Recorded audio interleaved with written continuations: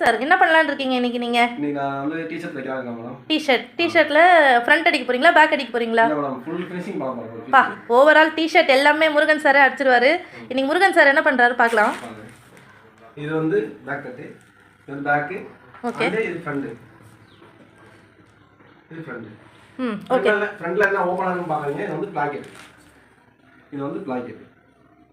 இது வந்து packet.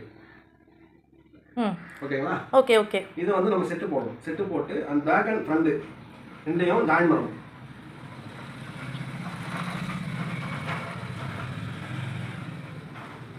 Join பண்ணிட்டு இந்த சோல் இருக்கு பாத்தீங்கன்னா, ரெண்டையும் ஜாயின் பண்ணிட்டு சோல்